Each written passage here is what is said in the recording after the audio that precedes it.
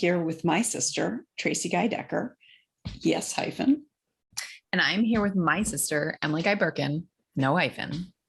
And together we are Lightbringers, where we illuminate the deeper meaning of the crime-solving devil TV show. And yes, we are overthinking it. Yeah. So today, Trace, we are going to be talking about episodes 321 and 322. Anything Pierce can do, I can do better. And all hands on Decker. Yes. So, yes.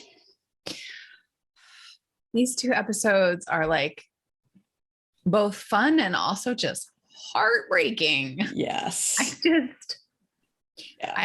The effect that I mentioned in our last episode of my being forced to take my time so that we can talk about it is really like,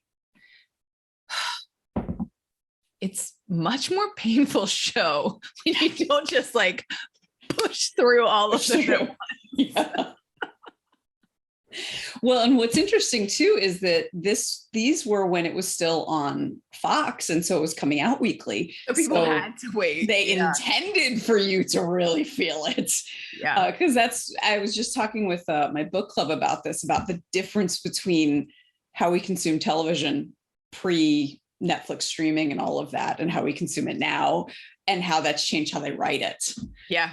Because they know you're going to watch it in a binge. So for one thing, they have to get their consistency. Their consistency department has got to be much beefier than it was. Yeah. Agreed. Not that is that what they call it? Like the consistency department? Is that like the Department of Redundancy department? I don't know. Having never worked on a major television production, I don't know. Yeah, I know it is someone's job to check things like consistency of like where someone is standing, because they don't necessarily film scenes all at once and that sort of thing. Yeah. I feel like whoever that was, it's supposed to make sure that like the time of day matches kind of fouled up in these two episodes, but they like fell asleep. Yeah. All right. I did not notice that. Where did you notice that? It's night. It's day. It's night. It's Okay. Doesn't matter. I mean, because I think the B-roll of like Lux is nighttime. Gotcha. It really, like, in the whole scheme of things, not a big deal. Yeah. So let's talk about everything Pierce can do. Or I can do better. Oh, that's a painful one. It's so hard because I am so squarely team Lucifer. Yes. I love him so much. I know. And he's so clueless in this episode. And cruelly clueless. You know, like, it's not just that he's clueless, because I mean, it is. I mean, like, someone can be clueless and that can cause like cause cruelty. And that's what's happening. But he's also intentionally clueless in that he has people who can help him understand, and he refuses to let that happen. The actual, I mean, the conclusion that we are led to believe, explicitly so, is that facing the reality is so painful for him that he will do anything to avoid it, which is and that, you know, that fits with people who are that fits with narcissism. So, you know, people who are narcissistic will do anything to avoid the truth about the narcissistic injury. But that's not what's going on here exactly. He's so afraid of rejection. Yeah. He's so afraid of rejection that he can't actually face the fact vulnerable or genuine. Well, he can't face the fact that he actually has genuine feelings for this person. I mean, which he's already, I felt like he's already come to grips with. and sort of felt like it was unfair to put Mhm. that on her. You and I have talked about that. Mhm. That's not what the showrunners are showing us in these episodes. In Mhm. these episodes, they are showing us a fear, like a paralyzing fear Mhm. of rejection. Mhm. Mhm. And for whatever, well, it's not for whatever reason, like that is harder for me to watch than the sort of tortured, like sort of the classic, like we can't be together because it would be wrong. But I love you. Like that sort of dance feels tortured, but somehow noble, which I know I've been conditioned to feel that way about it. Yeah. Yeah. This dance of I'm terrified you're going to reject me, even though we as viewers know she isn't going to reject him. Yeah. It's just hard to watch. Well, and this watch through, I think because I watched it so quickly, I was very susceptible to the common complaint that Chloe saying yes to Pierce was out of character.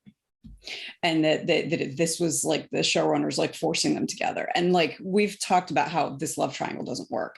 However, having seen her, what she's going through at that dinner, when he's lit all the candles, he's got the roses, and he's just like, see, anything he can do, I can do better. And her like devastation. Yep. I actually is the first time where I really put myself in her place. And I was just like, I can totally see where there's this guy that she really does like, who has been making her happy, who is steady and dependable, and who is showing with actions how he cares about her and not words. And the person that she is kind of hung up on has made it clear over and over and over again, he's not dependable. In a moment of like vulnerability, she'd be like, yeah, you know what? Yes, let's do this. I'm going to move towards the thing that feels sure. Yeah. And she even, I actually, again, I'm not a huge Lauren German fan, but I feel like I owe Ms. German an apology because I think in this season, which is not one of my favorite seasons. No. Tom Welling. I can't get the Toms right. Tom Holland is totally different. He's Spider-Man. Different guy. Tom Welling. In these two episodes, Lauren German nails it. I think her makeup artist maybe did it, because when Ella is like, I'm either hungover, I've been crying, and then she takes them off and she's like, oh, what's wrong? And I was like, she's got funny eye makeup on. Yeah. But that's an aside. German herself, as you say, in that scene, she's like really loving it at Lux when she was like, I thought we were just going to talk. And he was like, I just, and then she starts to think like, wow, maybe this is it. He's jealous enough, that he sees how much I mean to him and how important I am to him. And maybe we can actually make this work. Yeah. Well, and her delivery of, why are you doing this to me? Because it really does at that point feel like it is something he's doing to her. Yeah. Yeah. And oh gosh, because his delivery made her a prize in a contest. Yes. As opposed to a human being or, another soul with whom he feels a connection and wants to, reinforce that connection. Yeah. I felt like she really nailed it in that scene. And then again, to your point of why would she say yes, that little like monologue, that's not a monologue because they gave us the bus driver to be listening on the bus when the other women have gotten off. I bought it. Yeah. I believed it. Like, why did I even say yes? This is not in character. Like she says, this is not in character for me. Yeah. Yeah. And here's why. And I totally bought it. It made sense. The thing that then didn't make sense to me, though I know for our storytelling purposes why we needed it, was the I'm giving you the ring back, like we're over, or that was the implication, where it felt more like the response from that soliloquy that would have been, let's slow down. Slow down. Yeah. Like, this is way too fast. Like, I care about this person, and there are lots of great things, and I, maybe even love him, and maybe one day this is the right thing, but holy cow. I shouldn't jump in so quickly. Yeah. That felt like the actual conclusion, not like, here's the ring back, we're done. Though for storytelling purposes, we needed to have that break so that Welling's Kane could like go off pure evil. Yeah, because we needed that. But so yeah, that's a good point. Although, I mean, I think it may also be that she realized that she's not really in love with him. Like, but it's not explicit. I didn't get that from that soliloquy. It's not explicit. From that soliloquy, I got like, I'm rushing into this because I'm unhappy and because I'm trying to make myself be someone I'm not. Yeah. But I took that to be the rushing, not the actual relationship. Not the actual relationship. Fair. Yeah, I'll give you that. I don't remember. So I lost my thought. Sorry about that. That's okay. So one of the things I want to talk about that I feel like another thing that is a core element of the show as a whole, which also shows up really beautifully and satisfyingly in these two episodes, is the mirroring of the case and whatever's happening in the drama of their lives. And so like the moment of recognition when Lucifer is actually explaining what happened and why the dancer did what he did, because Lucifer's explaining about his own relationship with the rival, or, moving things out of the way, whatever. I thought that, like, again, it just, maybe it was a little heavy-handed, but I liked it. Yeah. I found it very satisfying to have him sort of like, and the way that Ellis delivers the kind of dawning recognition through his facial expression just works for me. Yeah. I mean, everything about Tom Ellis works for me, but I think we've established that after, I mean, how many episodes have we put out? 20 some. But I that sort of dawning recognition was, I bought it all, and I found it exceedingly satisfying. Yes. Especially the thing that really struck me this time around was the fact that the dancer, Miguel, it sounded like he was like top of his profession. Like there's no reason why he should have felt so insecure about his affection for Amber. So like I don't think I remember noticing this the first time through, but there was something like, should they show the playbill, and it was like featuring Miguel and Reina, and like, so he was like the big top billing. And so that draws yet another parallel where it's just like, seriously, Lucifer, why can't you see that you have a lot to offer, and actually you're diminishing yourself by thinking that you don't, in the same way that this guy made himself a murderer. Right. When all he had to do was say, hey, let's go out for let's get lunch. some coffee. I like you. Yeah. And poor Amber. Amber. I mean, like she cared for him too. She's lost that opportunity. She lost the mentor that she really like was learning from and felt good about. Like, oh my goodness. And, the married man who was having the relationship with Reina, not quite so poor him, just like, dude, you are married, but he truly loved her. Yeah. Seemed to. So like, you feel for him as well, for whatever could have or would have been. One would hope that he would do the right thing and end his marriage so that he's not stringing his wife along. But anyway, so I just, I appreciated that parallel too, because I felt like they did a good job of finding someone who would similarly be like, seriously, why can't you just not be insecure about this? Because you're kind of awesome, you know? Mm-hmm. Yeah. You know, and it's funny too. I mean, that again, the look on Ellis's face when Linda says, but what do you desire?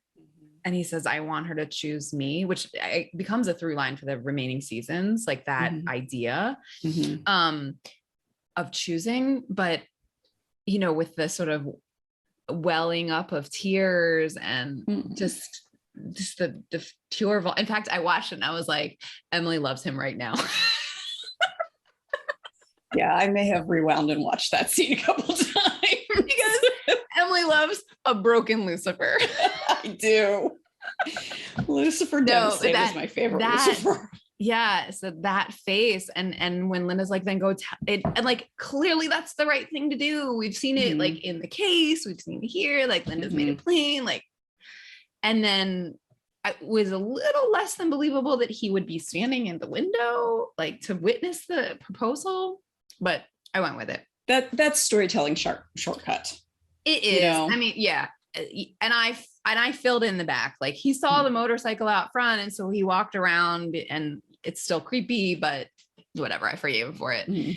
Yeah, that moment, and then that same sort of like dawning understanding in the second episode that we're talking about, which I feel like this use of Dan, I guess we have had him in this way, but like as that foil to Lucifer, we've had that a couple of times.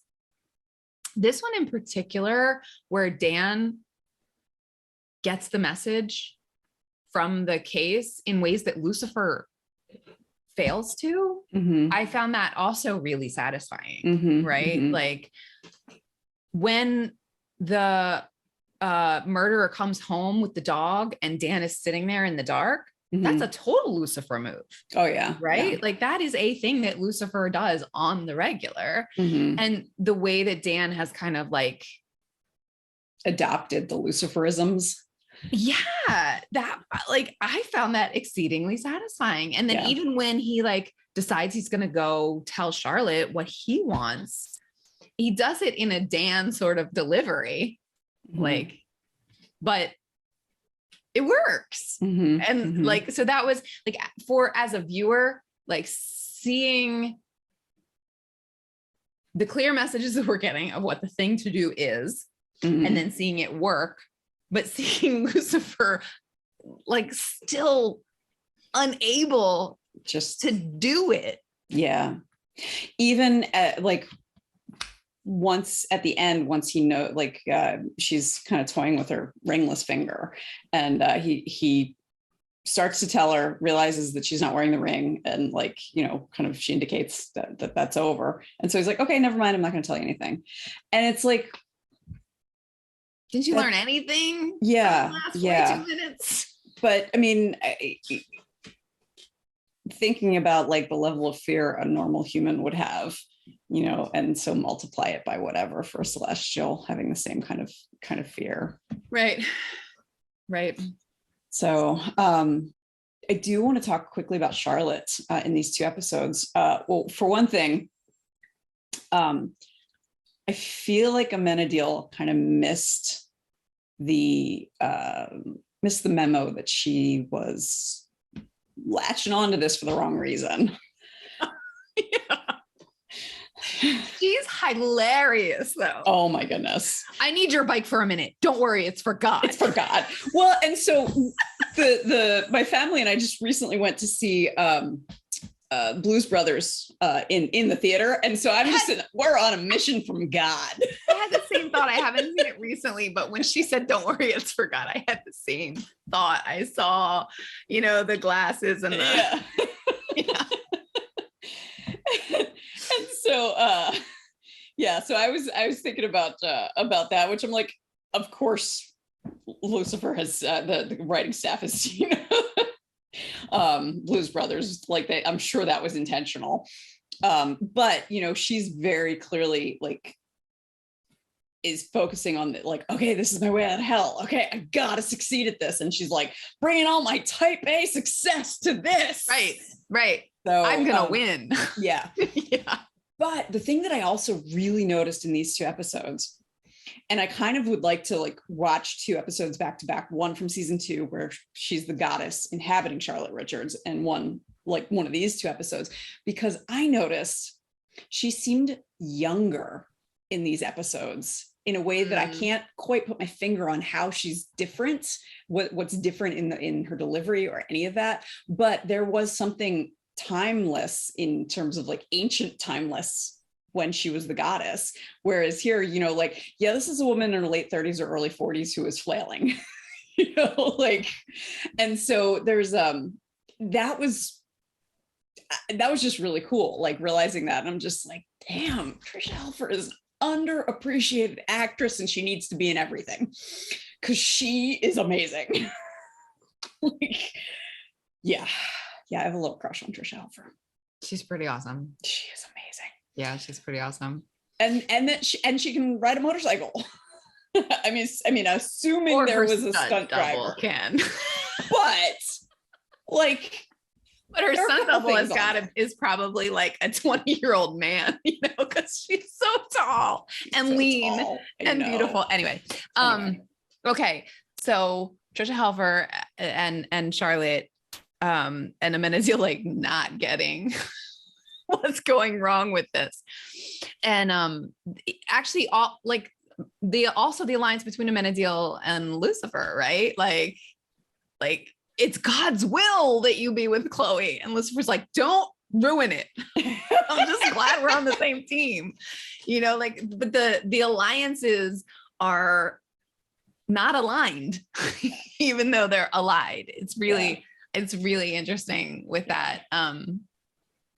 Okay, so speaking of alignment, the scene when Charlotte tells Amenadiel to like tap into his own insecurities, and that scene at Lux when Amenadiel like plants the seeds of like, you really could die any minute now. That was pretty cool. Like that was pretty, and what was really interesting to me is that like all of us watching it are like, yeah, right? Like that's what it means to be human. Yeah, that is like the Good Place was all about that, right? Yeah. But similarly, right? Like when Michael in The Good Place, not Tom Ellis as Michael the Archangel, but Michael the architect, the demon, demon architect in The Good Place, when he confronts mortality, potential mortality, he has like a complete meltdown. And so there's something really satisfying and interesting about like in the sort of dramatic irony sort of sense of watching a human being portraying an immortal coming to grips with what it means to be human. There's something like really like, I find that particular vein of storytelling satisfying and like validating, which I guess is why we do it. We the like species. There's something I was thinking about last week when I talked about how to Pierce, it must feel like he's the only real human being. And so it's interesting because like we as humans, we can't actually be in that situation, but we like to imagine what it would be like, and then like do the reverse engineer imagining what it would be like to suddenly have your mortality again. And how like there's so many stories like this about this. There's a fantastic YA series called Scythe by Neil Shusterman, which I think I might have mentioned to you when I read the first one, because Neil Shusterman is Jewish, and it felt like there was a lot of Jewish thought on death and mortality. And it's basically human beings after they have solved the problem of death. So like if something happens to you or you get hit by a bus or something, you become dead-ish, but they just need to get you to a hospital within like a couple of hours and they can revive you. So the only way to truly die is to not be revived at, like, past the point of no return. And that doesn't happen. And so because you can't have immortal humans forever, they have sides, which are the people who cull random humans on to just make sure that they maintain the population density. And so thinking about, like, one of the things that they brought up in that book was the fact that art was more meaningful before death was solved. And that there's art and all purpose meant more. And so I think, like, we spend so much time grappling with, like, the meaning and the fact that meaning only comes about because there is an end. Right. I mean, it's like a driving force for a memento mori, right? Like, remember that you will die is like a mantra of sorts. Yeah. And it's interesting because I actually had the thought, just projecting forward, knowing, like, which of these characters will end up in heaven, and then there's a suggestion of crossover with The Good Place, which we'll get to, which I love. But that also suggests that this heaven has the same problem as The Good Place's heaven, in that if things are eternal, then there is no meaning. And so, I find it, like, it's fascinating. And then it's also fascinating because we've never actually seen Amenadiel express any of these insecurities himself. We've seen him express the insecurities about losing God's favor. But the actual mortality, you're right. We have not seen that. And so it's interesting to think about that, particularly with an angel. Like, now they can be eliminated, which is what happened to Uriel with Azrael's blade. So that's it. They're gone. There's no afterlife. But what does mortality even mean to an angel? Right.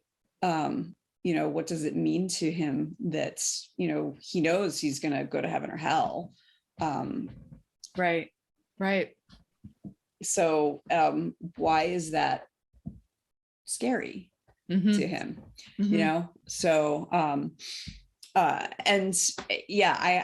appreciated that scene very much. And it, like, props to Welling's acting there. He was just like, yeah, this is great. There was that dawning, that same facial dawning of understanding. And considering how Machiavellian he is, you'd think he'd recognize he's being played. But it's also, he has been so single-minded, like, this is what I want for, it's got to be at least 1,000 of his thousands of years, that he's forgotten what it actually means in some ways,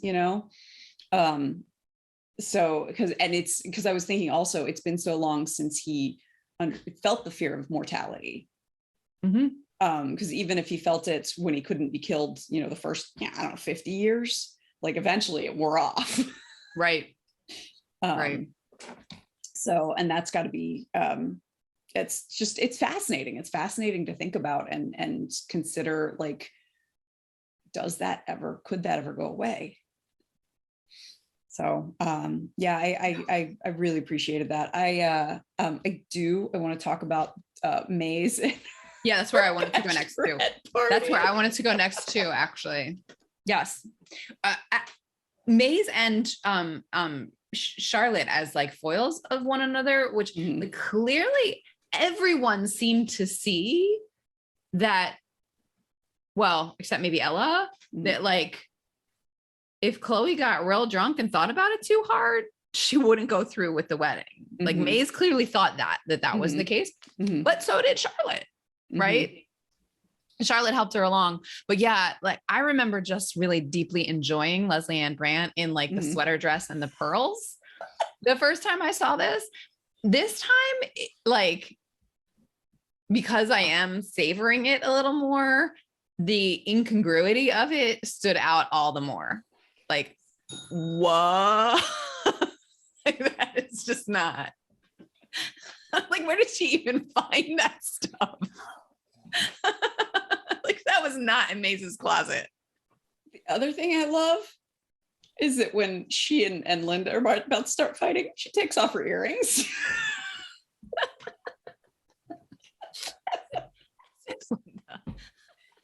Oh my goodness. Yeah, so I did notice that Linda ended up with the black water polo player. mhm. But that was an interesting little nod to Linda's attractions. Her type. Yeah. I do want to say something a little gross about, like, okay, so she's got to deal with the water polo team. And my immediate thought is like, what have they done? And hopefully it's something like Vandalism and not raping someone. Yeah. And then, okay, so that's icky. So like, okay, let's assume vandalism, public urination while they're drinking. I don't know, something, not a big deal. That they had too much to drink after celebrating, their winning water polo match. But then she lets them off. She's in a position of authority if they come do sexual stuff for her friends for a bachelorette party. That ain't okay either. And let's not forget that they are undergrads. Yes. Because they're from the whatever state university. Yeah, Malibu State. So these are undergraduate boys. Mm-hmm. Which So means they're 22 and younger. 22 Yeah. and younger. And these women are all, well, Maze is, thousands of years old. And like Linda, Charlotte, Chloe are all meant to be in their mid 30s to early 40s. Mm-hmm. I think Ella's a little younger, maybe like late 20s, early 30s. Mm-hmm. But still, undergraduates are friggin' babies. They are infants. They're toddlers. I mean, you see Like- them and it's just like, don't run with scissors. They're not sexual conquests for adult people. Although I do have to say, Linda's comment, I really liked him. He smelled like chlorine and butterscotch fudge, which does not in any way make it sound like he's mature enough to be with a woman in her 30s or 40s. I mean, he was a swimmer. So, well, yeah, but chlorine and butterscotch fudge are not two scents that I would put on a silver fox, let's say. Maybe a swimmer. Maybe a swimmer. I don't know. A swimmer who's a baker. Maybe the butterscotch fudge is actually those Werther's originals. That's like grandma candies. Those little in the gold foil. Not seeing it, but maybe. Those are just butterscotch. They're not butterscotch fudge. Excuse me.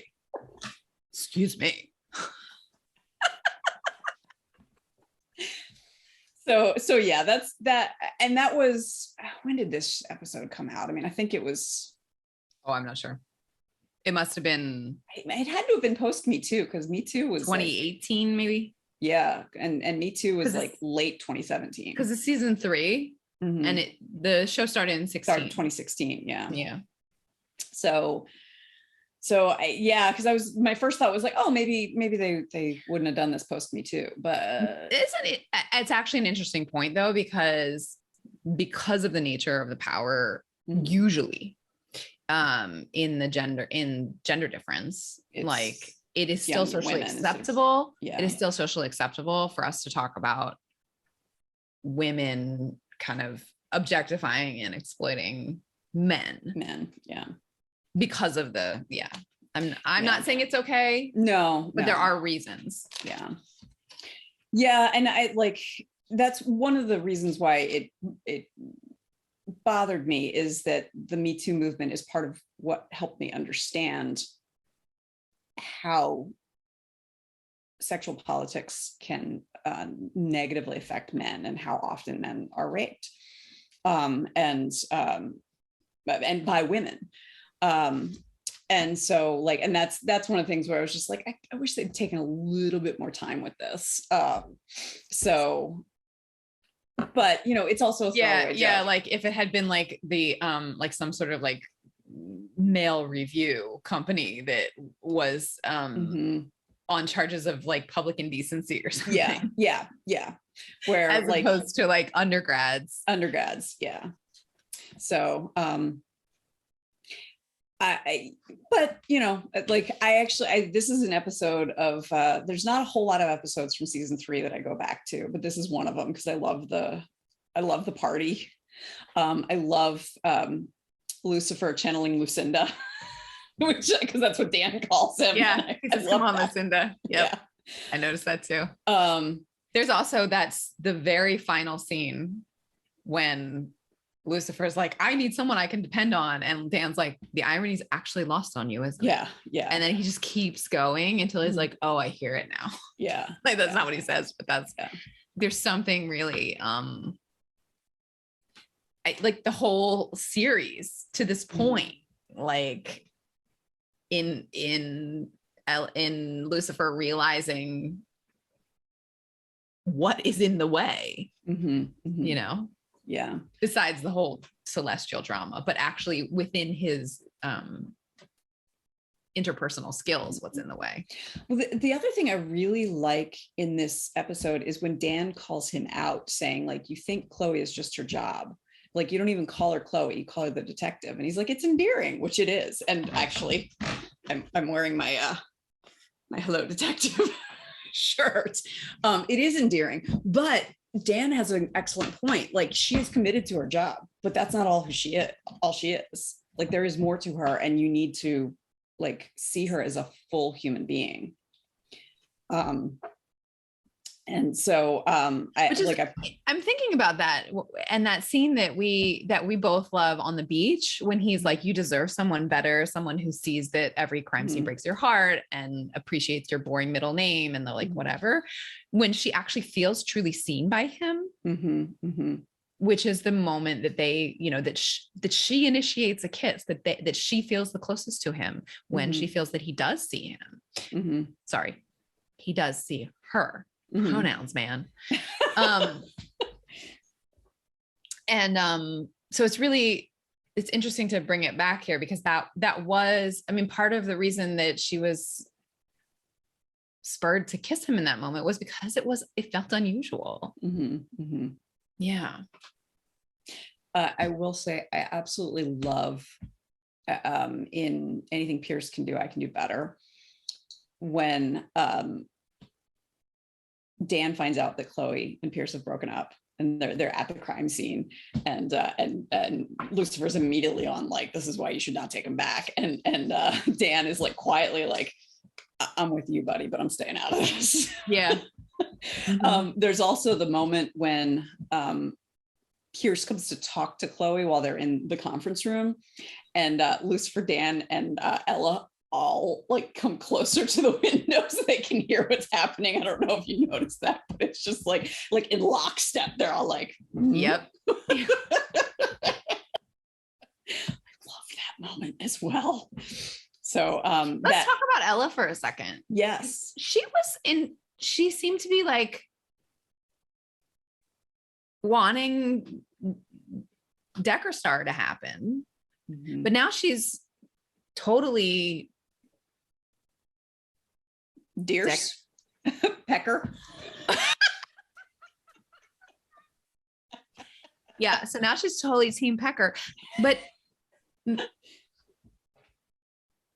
maybe it's less actually about the partner and more about Chloe. Like, she wants Chloe to be happy. I don't know, because she clearly is like, Charlotte, what are you doing? You know, when she sees Chloe's face on the bus. Well, and one of the things she says is like, I only have brothers. I've always wanted to have a sister. I've always wanted to plan a bachelorette party, and that's what gets Chloe to agree to it. You're gonna pull the sister card, right? Yeah. And so like I could see that being like, she just feels this genuine connection and sisterly affection for Chloe, and so like when she's rooting for Decker Star, it's not that she doesn't like Lucifer. Like she clearly does. She clearly does, but he's a weirdo. He is a weirdo.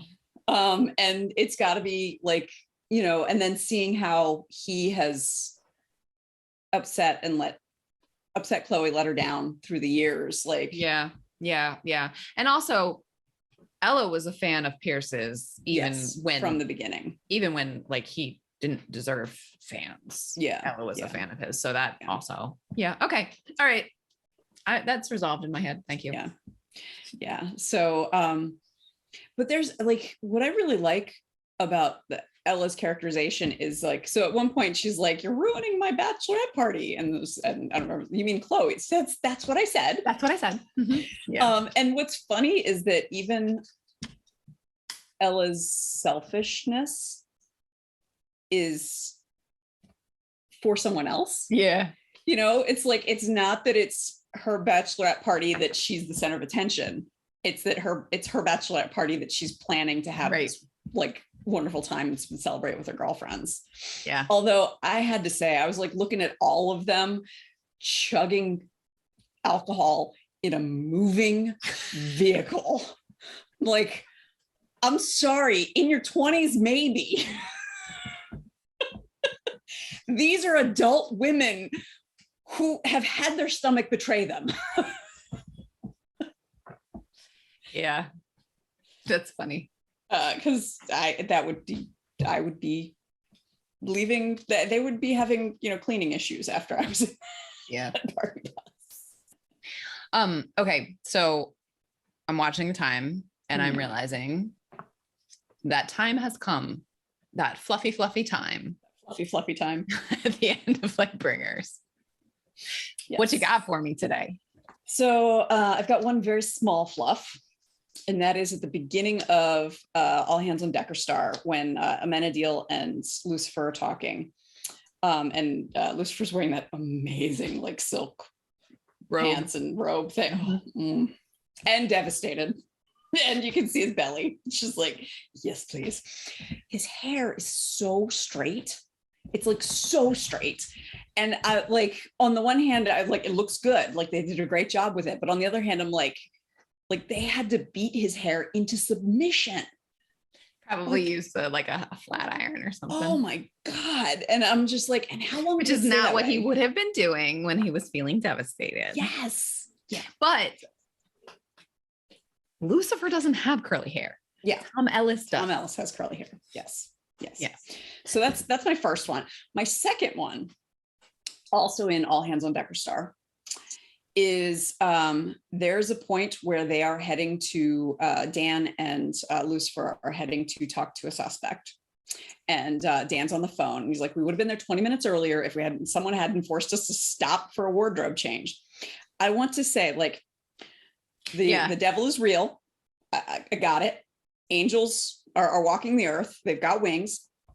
Sure. There's a millennia-year-old demon. Absolutely. Angels and humans can procreate with together. Sure. Got it. Cain is still alive. Cain is still alive. Yes. 20 minutes stop for change in delay. Stopping to change would only take 20 minutes in Los Angeles. I'm sorry, that's a bridge too far. I am not willing to believe that. It would take more than 20 minutes in Baltimore. So yeah. I can't imagine in Los Angeles. That is just completely like unrealistic. 10 times the size of Baltimore. Yeah.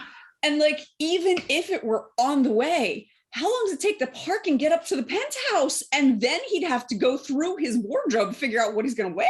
Well, actually, if it's Lucifer, maybe they stopped at a store and he's wearing new clothes.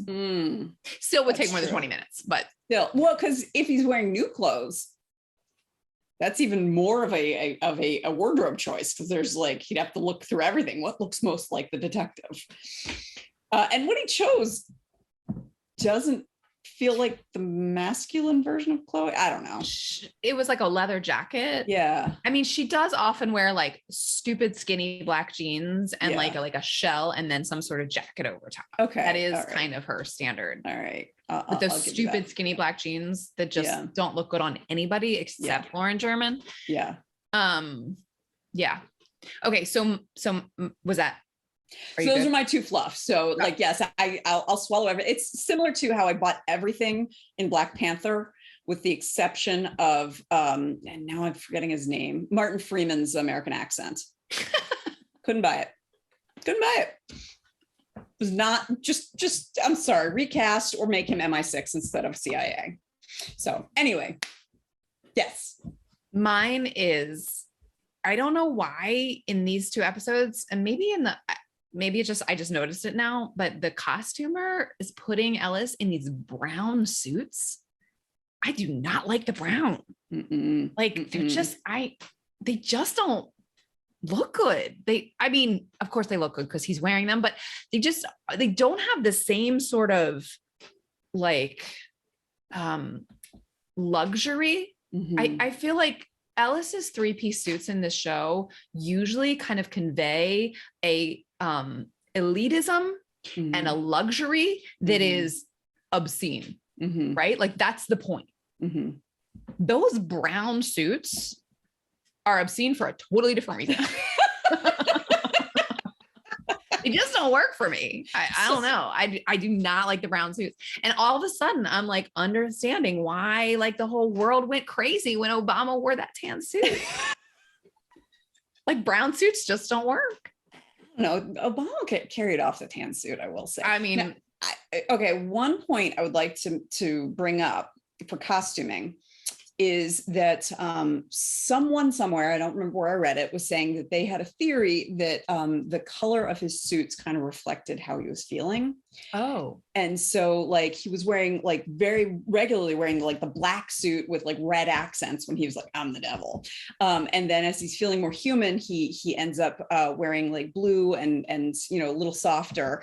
And then he wears kind of bright suits when he's feeling good, which I'm like, that's a shame because I hate the bright suits almost as much as I hate the brown. Like when he wears like purple and like green, I'm just like, I'm sorry, no, this is, it's not Easter at a black church. You just can't carry it off.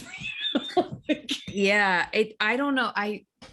So I thought that was an interesting. That is an interesting theory. I'm going to pay attention now to see if if that carries through. And I'm going to say, I wish they had done it with the pocket square and pocket square and tie and stuff. Well, he doesn't even wear the almost never wears a tie, actually. Yeah, that's true. Yeah, but the waistcoat or the socks or the shoes, Yeah. but like something about that all over brown, like he just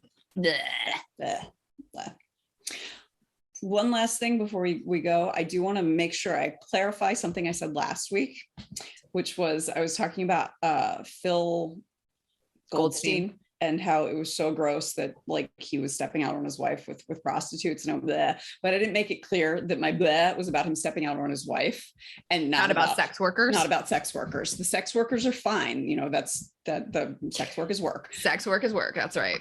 But the fact that he was stepping out on his wife and she clearly didn't like it. That's what I think about. It's the blood with Phil Goldstein is almost more that like he was so like I'm doing this rehab so that I can still do what I want. Yeah. That's what's bleh. Yeah, in my head. Yeah, because it's not even like I actually have an addiction and this is something I'm struggling with. Yeah. But anyway, I just having rewatched last week's, I was just like, oh, I need to make sure that I'm clear on that because I don't want to put that vibe out into the world. Sex work is work. Sex work is work. Period. Full stop. Yes. All right. Well, I think we have overthunk it enough. We have overthunk it. We even reached into overthinking last week. You know, our tendrils go in all directions. Okay. I'll see you next week.